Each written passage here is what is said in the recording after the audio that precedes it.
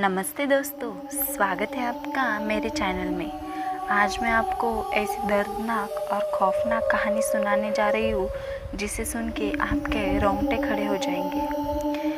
ये कहानी मेरे मामा और मामी की है जो कुछ साल पहले एक गांव में हुई थी। मेरे मामा एक सरकारी नौकरी में थे और उन्हें अक्सर गांव-गांव ट्रांसफ़र करना पड़ता था। इस बार उनका ट्रांसफ़र एक दूसरे और सुनसान इलाके में हुआ था। मेरी मामी भी उनके साथ चली गई। गांव के बीचों बीच एक पुरानी सरकारी बंगला था जो उन्हें रहने के लिए दिया गया था। बंगला काफ़ी बड़ा था, लेकिन वो खंडर जैसा दिख रहा था। आसपास के लोग से पता चला कि यह बंगला पिछले कई सालों से खाली पड़ा था, क्योंकि यहाँ कई अजीब घटनाएं होती थी। गांव वालों ने मामा को वहाँ रहने से मना किया, लेकिन मामा ने उनकी बातों को अंधविश्वास मानकर अनसुना किया। पहली कुछ रातों से सामान्य थी, लेकिन एक रात कुछ ऐसा हुआ जिसने मामा मामी की जिंदगी सबसे खौफनाक अनुभव बना दिया। उस रात मामा और मामी खाना खाकर सोने की तैयारी कर रहे थे। रात के लगभग 12 बज रहे होंगे, तभी बाहर आंगन से किसी की पैरों की आहट सुनाई दी। पहले तो उन्होंने सोचा कि शायद कोई जानवर होगा, लेकिन अब आहट तेज होने लगी। मामा ने बाहर जाकर देखने का फैसला किया। जैसे ही उन्होंने दरवाज़ा खोला, बाहर कोई नहीं था।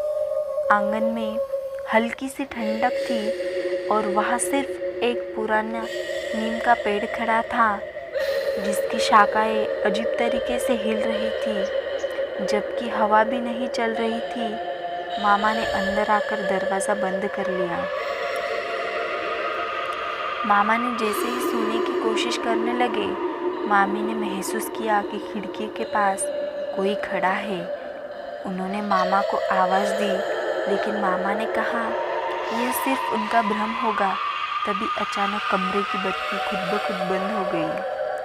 अब मामा भी घबरा गए। उन्होंने टॉर्च जलाकर कमरे को देखना शुरू किया।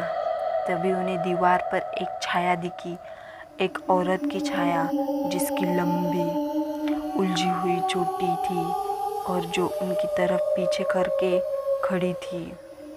मामी डर के मारे चिल्लाने पड़ी। मामा ने टॉर्च की रोशनी उस ओर डाली, लेकिन जैसे ही रोशनी पड़ी, छाया गायब हो गई। अब मामा और मामी दोनों को यकीन हो गया कि बंगले में कुछ गड़बड़ है। तभी अचानक कमरे का दरवाज़ा जोर से खुद ब खुद बंद हो गया और एक ठंडी हवा का झोंका अंदर आया। मामी ने देखा कि उनकी अलमारी अपने आप खुल गई और उसमें से लाल रंग की एक पुरानी साड़ी नीचे गिर पड़ी। तभी बाहर नीम के पेड़ से एक औरत की भयानक हंसी सुनाई दी। वह हंसी इतनी जोरदार थी कि मामा और मामी के रोंगटे खड़े हो गए। मामा ने हिम्मत करके खिड़की से बाहर झांका। उन्होंने देखा कि नीम के पेड़ पर वही औरत बैठी थी, सफ़ेद साड़ी में लिपटी हुई, उल्टे पैर और लाल आँखें लिए। मामा ने तुरंत मामी को हाथ पकड़ा और दोनों ने कमरे से बाहर भागने की कोशिश की, लेकिन जैसे ही वो दरवाजे के पास पहुँचे, वो औरत अचानक उसके सामने खड़ी हो गई। उसकी शक्ल पूरी तरह से जली हुई थी और उसकी आँखों से खून टपक रहा था। मामा ने हिम्मत जुटाकर एक दीपक उठाया और उसकी तरफ फेंक दिया। औरत जोर से चीखी और गायब हो गई। मामा मामी ने तुरंत बंगले से बाहर निकलकर गांव वालों के घर में शरण ली। अगले दिन गांव वालों ने बताया कि उस बंगले में सालों पहले एक औरत जिंदा जला दी गई थी। अब वह आज भी अपनी मौत का बदला लेने के लिए भटक रही है।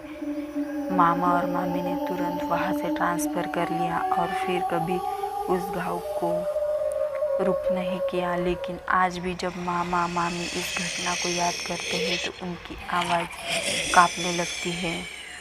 कुछ जगह ऐसी होती है जहाँ इंसानों का रहना मुमकिन ही नहीं, वहाँ सिर्फ सन्नाटे और अतीत के अंधेरे का राज होता है। नमस्ते दोस्तों।